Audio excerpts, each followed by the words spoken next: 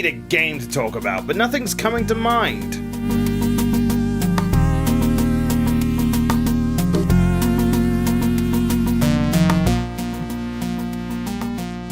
It's Lion King! That'll do.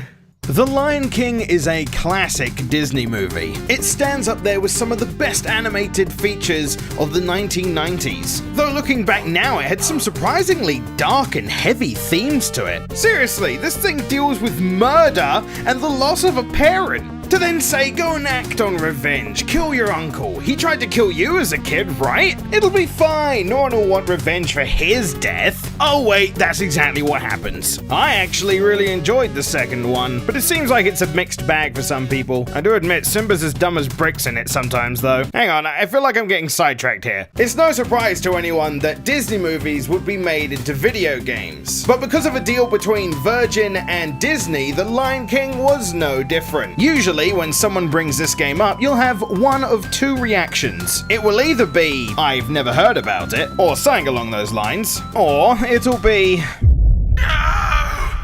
No! Don't speak its name! Don't speak its name! I know far too many people in that latter category. You start off the game as a young Simba, having to navigate your way through the rocks of the Pride Lands. It's a simple platformer, but not your typical left to right stuff. You'll be exploring rather cube-like stages, almost zigzag in some cases. Thinking about it, I think one of the latest stages might even be almost spiral in shape, but because of this, there is a chance to fall into earlier parts of the level and lose a ton of progress. You can jump, which will be your most common way of taking out enemies, and you can roar. Aww, he thinks he's people. Lion, just cut that. Honestly, the opening stage is a really good introduction to the game, and it teaches you all of the basics just through its level design. You fight the first boss, and then you continue to level 2. Ah, fuck, god damn it. Oh, come on, really? Oh, please, why isn't it working? Okay, and jump and fire. It starts.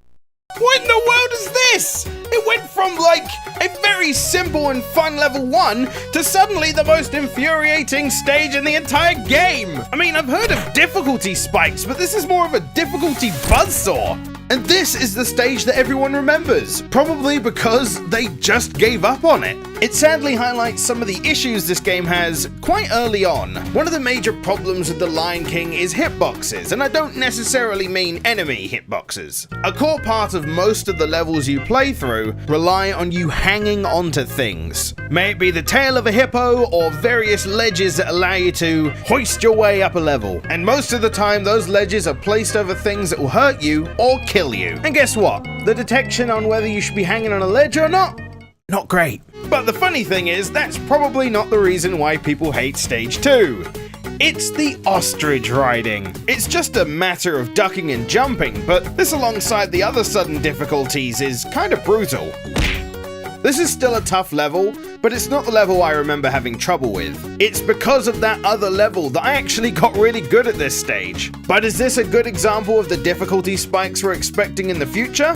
Oh god, yes! Although Stage 3's Elephant Graveyard does tone it down a bit, though it does start you off against 2 of the bosses of Stage 1. From now on, these guys are considered standard enemies, so that's why I wasn't sure whether to call it a boss or not. This level really likes the hanging. I mean, like, a lot. Throughout the game, if you're lucky, you might find a Simba icon. Those are checkpoints. You won't see them very often.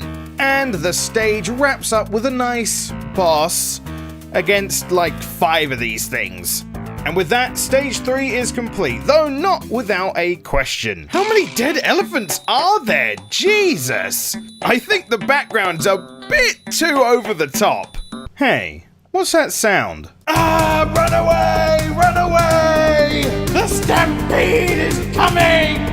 Welcome to the big gameplay change I swear every Disney game has, though that probably has something to do with the same company making a lot of them. This stage comes out of nowhere and changes everything. It sends you into a panic, and given the level's context, I kinda like that. Oh man, do I look forward to the murder scene and the very unhappy baby lion. Are you telling me the sadness and despair they put in the movie isn't gonna be in the video game for kids to see? Well, isn't that unfortunate? Though, playing this, I can't help but sense a feeling of familiarity. Like, this has happened to me before. It feels evil. It feels sinister. It feels out of nowhere. Whatever this feeling is, I'm sure I'll cover it in the future. Also, if you don't mind me saying screw it to the obvious teaser of a future episode, can I just say that this shit is way more punishing than this shit, because if you lose lives in the Stampede, that's it, game over, you're dead. Though I will say, there is a pattern and you can learn it and beat it with some practice. And here we are, my stage 2. This is the stage that as a kid I had the most trouble with. And it wasn't just because it was hard, that was a part of it, but it was because I was lacking information. And it makes me realize at this point that the game never gives you an opportunity to learn it through the gameplay. And the severe lack of information held me back for a very long time. The stage is Simbas Exile. It starts off with Scar being like, Kill him. Do it. it's actually a really tough level. As you're descending from the rocks above, there is a constant, non-stop supply of boulders being thrown at you. No, seriously, at you. You cannot stand in one place for too long because a boulder is literally being thrown where you're positioned every few seconds. And it sucks because... And it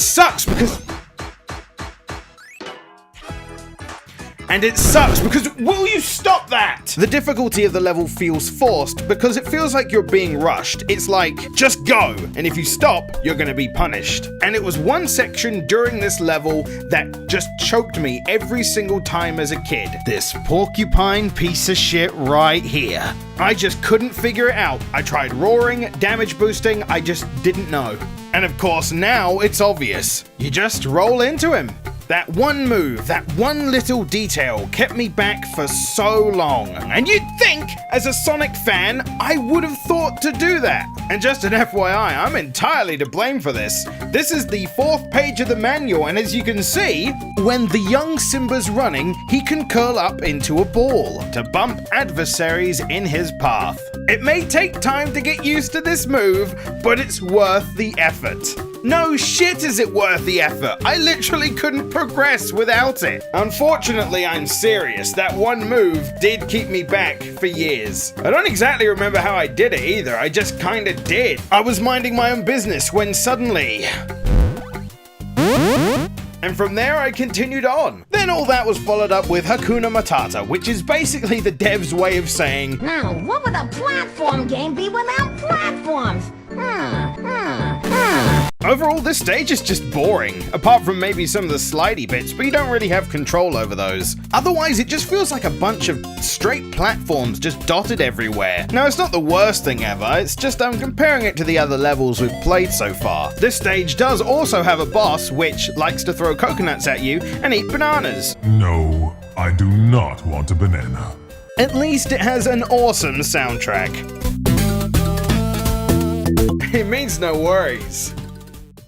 After that, things get a little more interesting as we take control of adult Simba. Well, at least the gameplay gets a little more interesting. You can actually attack now. Am I doing it right, guys? Is this how to win the game? Is this how you beat the game? Am I doing it? This stage and the last suffer from the same issue. Everything feels like a maze, like there are actually wrong ways to go that force you to backtrack. And overall, I feel like it detracts from these later levels, even though I do feel like some stages get a little easier now that you actually have a way to defend yourself. You get to the end of the stage, you look up in the sky and see Mufasa's face, and he says, Simba, you left the oven on at home. oh shit. Then we step into the Molten Lavas of Be Prepared. This level is really difficult. There are enemies that will annoy you, there are drips of lava that will take way too long to fully go off screen, and then there's this load of BS. But I actually find this stage enjoyable. It's almost like the challenge makes it for this game. And it's such a faithful recreation, because my favorite part was definitely when Simba was trying to escape from an active volcano.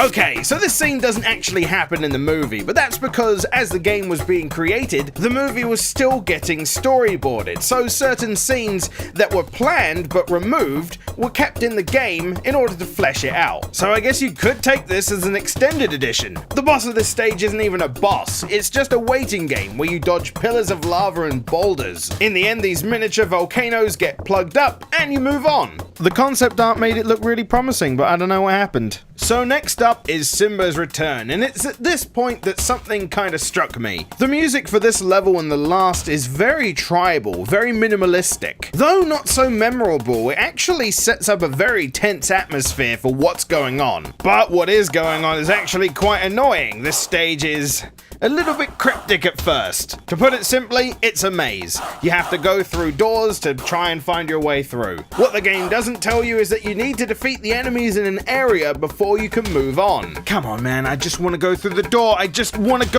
But sadly, that's basically all this stage has to offer, and then you just complete it and move on. Now we're on the final level of Pride Rock. This whole level has you attacking Scar while trying to dodge a lot of bullshit. There are hyenas and lightning strikes that just set the platforms ablaze. And all this while you're trying to scale the most annoying level layout in the entire game. I swear it does everything just to get a cheap shot at you at the very end of this stage. But with some patience, you can make it up to the very top and fight Scar. Though you, like myself, may have trouble dealing the final blow. I guess as a kid I figured this out, but I'd forgotten that you could grapple. Oh, god damn it. But for you to be the victor, you need to specifically throw him off the mountain. And with that, victory is yours. You are now king. Congratulations, Lion King has been beaten. After all that, I can definitely see why I grew up really enjoying this game. Even despite its difficulty, there's a lot of good things going for it. It's extremely colourful and just a marvel to look at. Most levels have really awesome style and some really interesting set pieces. The music is faithful recreations of the music used in the movies, as well as quite atmospheric, intense drum sounds. And all this together makes a lovely package, alongside a really difficult game. Oh my god, how did I beat this as a kid? This shit was hard, man. I don't even know how I got past most of this. I remember I had to leave the console on when I went to school one day because I'd got really far and I didn't want to lose my progress. I was so dedicated to beating it. And this is the kind of game that if you lose all of your lives and continues, you're starting again. Thankfully, there are bonus stages where you play as either Timon or Pumbaa to collect bugs and get extra lives, something I recommend you get very good at to help you along the way, as well as collecting bugs on the field to increase your maximum health. So yeah, overall I would say The Lion King is definitely a really good game, and I have a lot of fond memories of playing it when I was young. If you go and play it now, not having played it before, the difficulty might get in the way, but thankfully the controls are really responsive and really good, so that won't be the thing that stops you from progressing. It will just be learning the levels. There is also a Super Nintendo version which I think is exactly the same game except for the soundtrack, of course. My personal preference would be the Megadrive soundtrack, of course, but I do know plenty of people that love the Super Nintendo version. But I like to call those people wrong! It starts. Hey guys, follow me on Twitter if you want to stay up to date with other episodes, streams, videos, all that good stuff. You can follow me on Facebook as well if you want to be interested in the slightly longer stuff. I do hope to use it some more, I swear. And if you want to go that extra mile, check out my Patreon. It has been revamped. Just know that even a small contribution always helps. And I do want to point out before you go into the comments section, I have no issues with the Super Nintendo soundtrack. If anything, I actually think some of the later levels music is way better in that version. I was just poking fun, but if you want to see some more fun, if you click on the video to the left, you'll be taken to the last Pixelated memories on James Pond 2 and 3, some platformers of my childhood. And if you go to the video on the right, you'll be taken to my gaming channel, where we're just about to wrap up Sonic Month. We were playing Sonic Adventure 1, and now we've moved on to Advance. Guys, thank you very much for watching this Pixelated Memories. I hope you enjoyed it. If you did, don't forget to like the video and subscribe, as it really helps us out. A huge shout out to everyone who's helped me and supported me through this so far. There's plenty more to come. But until then, goodbye.